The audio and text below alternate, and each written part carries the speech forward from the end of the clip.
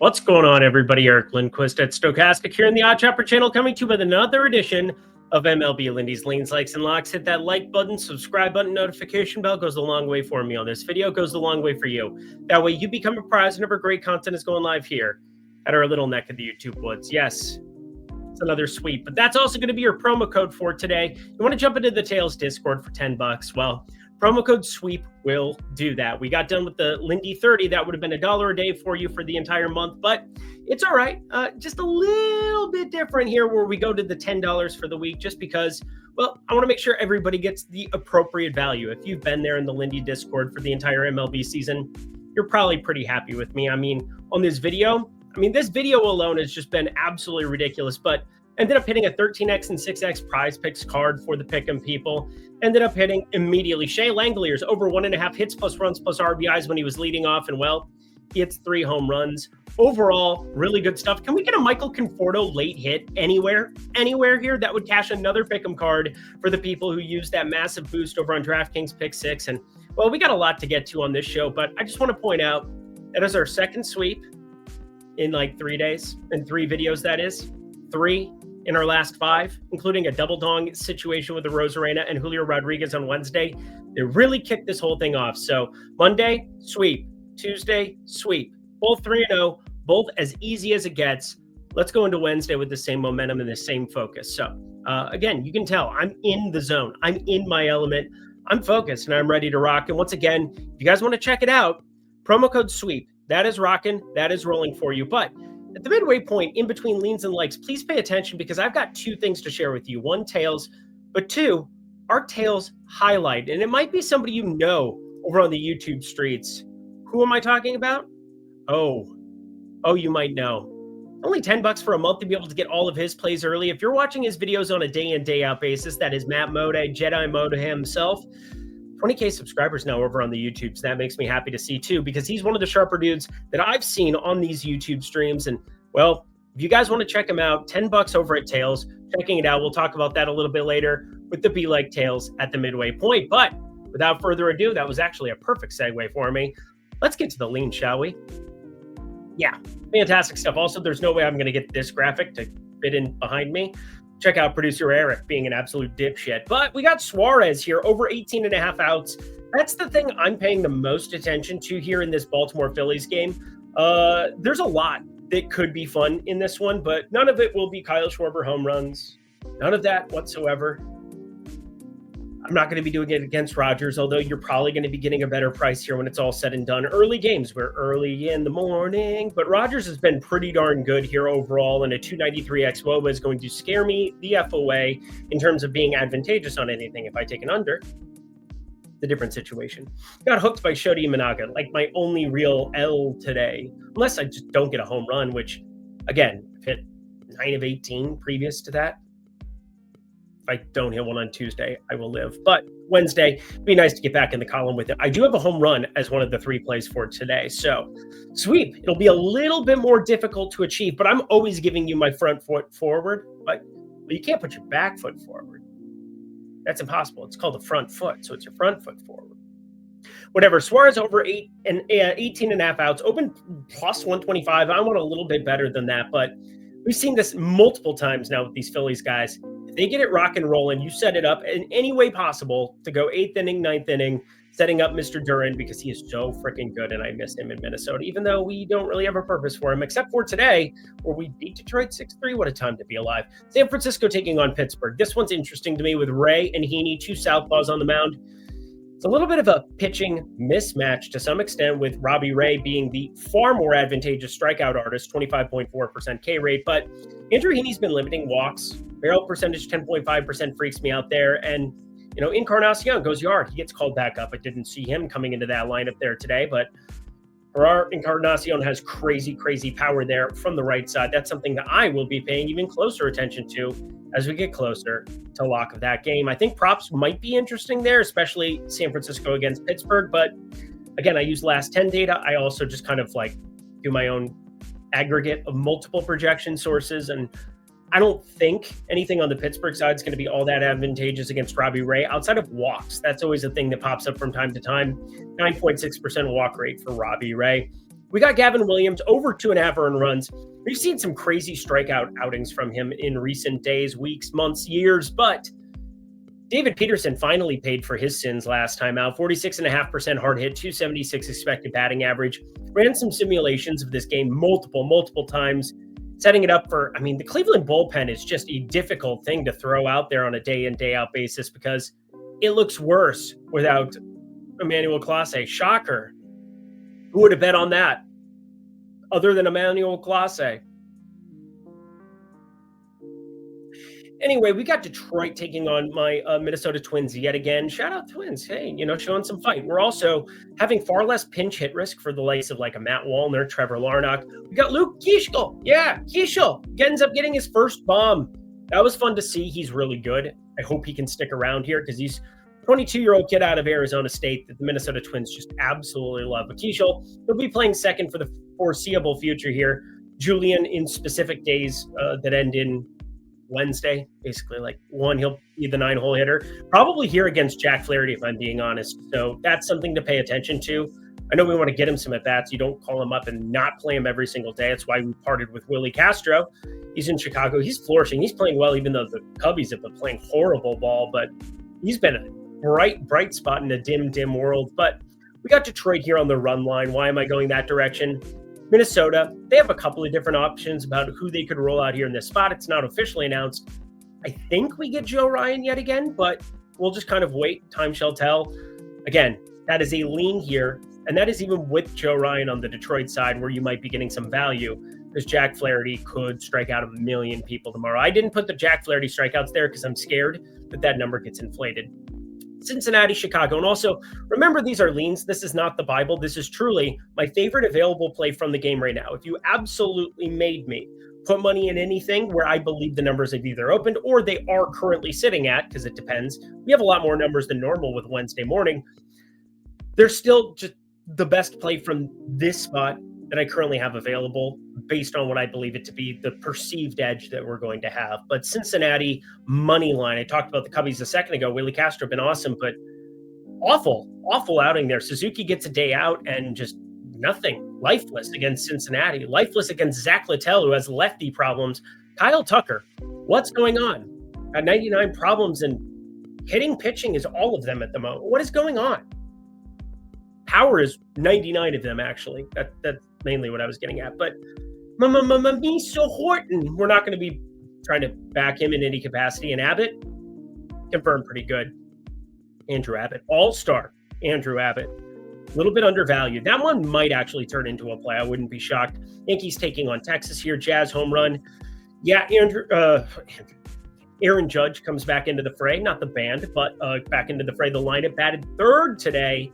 And this is one of those things where Ben Rice has been in the 2-hole. We have 5 straight losses now for the Yankees. Been playing abysmal ball themselves. And Aaron Boone just keeps being like, well, guys, got to play better. Well, yeah, you need to manage better. They sent Jake Bird down already after 2 outings. He had 6 earned runs. But, what is actually going on with our lives here? Now it's Carlos Rodon versus Jack Leiter. I think Jack Leiter must also get punished. There's going to be coming some punishment sooner rather than later. 344 xBOBA. High fly ball contact. The main thing is that this ballpark suppresses power, and that's why the Jazz home run stays on the sidelines for now. Last batch of leans, and again, let's just keep this good little party going. Oh, Josh Naylor just hit that very, very nicely. Oh, that left, 378. I'm always watching. Got the iPad, got the TV, got the phone, got the laptop, got the computer, got everything.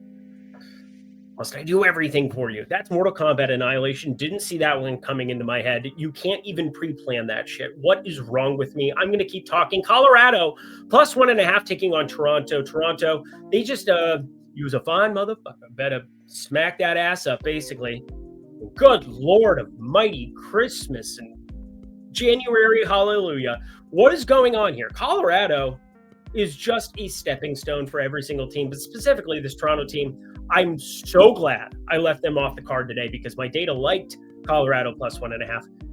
He likes them again tomorrow. And I didn't even go out of my way to even bring up Jose Barrios' name last night or break him down because I knew I was going to have interest. I knew I was going to be paying attention and ended up on a Tavar home run who did not hit another like 109 mile per hour, 108 mile per hour double in the first inning, but just frustrating. I thought he was going to off the bat. It sounded ridiculous, but as for tomorrow, did I stall enough to get my data sheet back up? There it is. Kevin Gausman taking on Kyle Freeland, and Kyle Freeland, good Lord Almighty, he has just been awful in Coors everywhere. 304 expected batting average, high fly ball contact, and going to be a lot of righties coming to the party. Loper Fido gets dinged up. We'll see. I mean, he's a lefty, so he won't even be in that lineup anyway. But Ernie Clement probably jumps up to the leadoff spot. Varger probably stays in this lineup. Was doing a lot of constructions about Toronto's lineup, and no matter what, for whatever reason, just because the righties exist, I mean, Mickey Moniak is breaking everything against Kevin Gausman, and I just refuse to play it tomorrow. I really, really do, because I think Kevin Gausman's going to show out for what it's worth. Caminero, home run. Tyler Anderson, yeah, he's left-handed. He's not very good.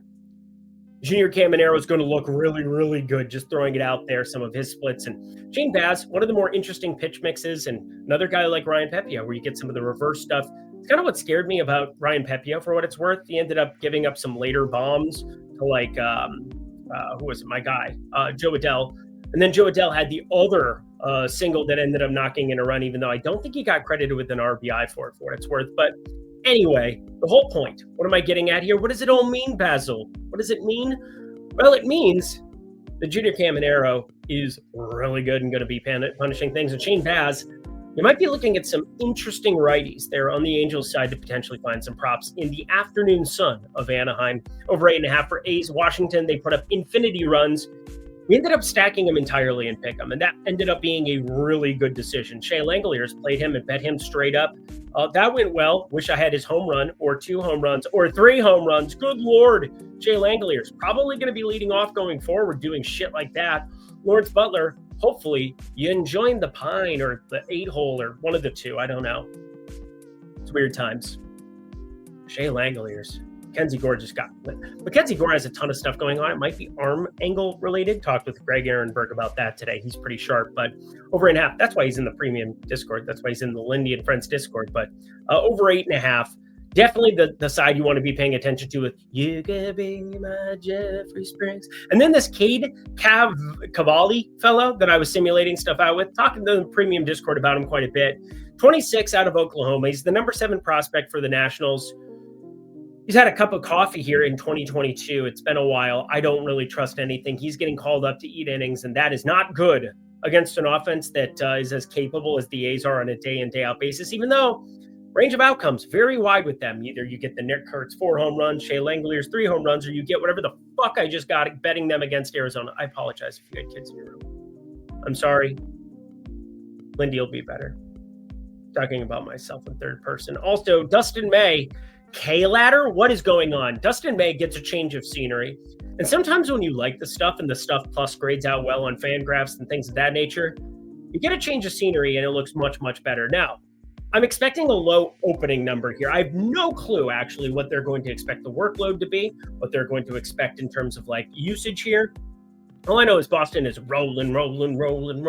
Keep rolling. And that's why I overread the data yesterday as well. I've been doing a pretty good job of like trimming down plays that I think are just a little too thin, or just being an I know ball guy, which is I think kind of what we're looking at here. But Dustin May, 4.5 strikeouts plus money. One-time dealer. Anyway, Kansas City on the other side. This is going to be kind of an interesting spot for what they're rolling out with Michael Waka. As for Milwaukee, they're plus money against Atlanta tomorrow, and they're not on the card yet. We just cashed Milwaukee Monday, Tuesday. We cashed a bunch of Milwaukee the weekend before. I did bet against them one time because you ended up getting Miz turning into the other guy that they brought in from AAA. Who's actually had really good MLB numbers at the show. He's had terrible numbers at AAA, but Jason... I want to say Jason Alexander. That's not the right guy because that he's with Houston. Alexander? Whatever. We've got the May K ladder and then the Milwaukee money line. Those are both things that I'm going to be paying very close attention to tomorrow morning, early in the morning, walking my dog at 5:30. So I will be up bright and early with the sunshine and letting you know it's already midnight on the East Coast, 9 p.m. here. West Coast, so I'm just throwing it out there. Canzone, Dominic Canzone. Crazy power. He ends up going yard today, and I think he just nuked all value because Jonathan Cannon, this is somebody who I was going to attack in some capacity. I already saw some opening numbers for Dominic Canzone. They got nerfed immediately. So we're going to end up passing, as sad as it is. But Lindy's long balls will have you covered over in that department. Been up over 7.5 units here. We'll see if we can get a Freddie Freeman home run to really salvage that here today. That would make me very happy. We also have Michael Conforto, who I'm going to watch this freaking at bat live. F it, we'll do it live. This idiot. Please get a hit. Actually, no, it's still top of the 6th. I know he's due up beginning of the inning. Oh, you don't care about that? Let's talk about something you do care about. Sweeping the board. Promo code SWEEP for the Lindy and Friends Discord. $10 to jump in for a week. Would love to have you guys there again. $10 for the week. That'll be in the video description box below. That is the very first thing. But $10 for a month. If you want to check out my dude, where is it at here? JEDI Modi. Matt Modi is in Tails. One of the cooler, more just straight up with you dudes that exists in this industry. I've always loved talking to him when we've gotten to do shows together. Always enjoyed our conversations on the side because I think he is somebody who truly lives the dong life. That dong to dong, dong, dong. And people who truly live dong life, we have appreciation for on this show. Check out his Tails package. $10 for a month, so you could check out Lindy and Friends for a week. You could check out JEDI Modi for a month.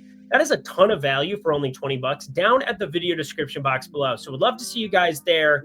And of course, we've got Eitan Shander in that premium Discord. We got Greg Ehrenberg in the Lindy and Friends Discord as well, talking about all of the futures, the amount of value he's already secured between Aroldis Chapman for AL rookie or reliever of the year. He's like 20 years from being a rookie. We also have Zach Wheeler, Cy Young, National League Cy Young, ridiculous numbers that we ended up getting on everything there. Check out all the goodness that we got going there. Promise you, you won't be disappointed. Just like you haven't been disappointed on this program, MLB Lindy's, for the last, I don't know, couple of months now. I don't know. Last 2 weeks have just been a blur. They've been so good. But let's keep that juju going with the likes. Woo-hoo-hoo, go me. St. Louis taking on the Dodgers, and I'm actually going to be pretty quick through these 3 plays because I'm very tired, and I know I'm getting up super early to be able to cover baseball for all the people in the Lindy and Friends Discord. Don't sleep. Don't stop. Keep putting in that work, Devin. Don't give up. Another one. Another one. It's the toothbrush commercial with DJ Khaled. Anybody care? No? Okay, cool. We got the Dodgers and St. Louis here in this one, and this is about as straightforward as a play gets. We're going to be rolling out Mr. Shohei Ohtani. We're going to be rolling out Mr. Matthew Liberatore here on the 6th, here on Wednesday. And what does that provide us with? A great opportunity to jam a little bit of an over. Emmett Sheehan started today. The piggyback is not the same that it once was for Shohei Ohtani, but this also comes down to Matthew Liberatore being awful. 273 expected batting average, 18.1% K rate. Everything about this told me we were going to take this over immediately. And boy, oh boy, did we. Play number 2, Houston taking on Miami. Again, I'm going to be much quicker today because I just want to get this in. Arrighetti, he's back in our lives. There's vomit on his sweater already. Spencer Arrighetti, are you kidding me? 48% hard hit, 376 expected slugging. But here's the problem with those numbers. They're not very indicative of who he's going to be. And we're going to get a bullpen situation for Houston very early in this game. I love it. I love it. I love it. I love it. And we're getting even money on both sides of this. Minus 110, minus 110. We got it at minus 106 in the premium Discord. I apologize. But Houston money line is just massively undervalued. Jansen Junk is terrible, must pay for his sins. The bullpen advantage definitely goes towards Houston, which is why I want to make this a full gameplay. What am I missing other than Houston's lineup sometimes underperforms and Kyle Stowers is a god amongst men, and Arrighetti will give up some power, but like we know Jansen Junk is just confirmed bad. Yeah, he doesn't walk anybody. That's about the only good redeeming quality he has. So, Houston money line, play number 2. Rounding it all out, play number 3. San Diego, Arizona. Told you, sweep's going to be harder today because we're going to be putting a plus 250 plus home run into play. Whoa, baseline plus 250, Eric. What's going on? Well, here's what's going on. We got a ridiculousness here in Nestor Cortez, who ends up getting a ridiculous start here. Hang on.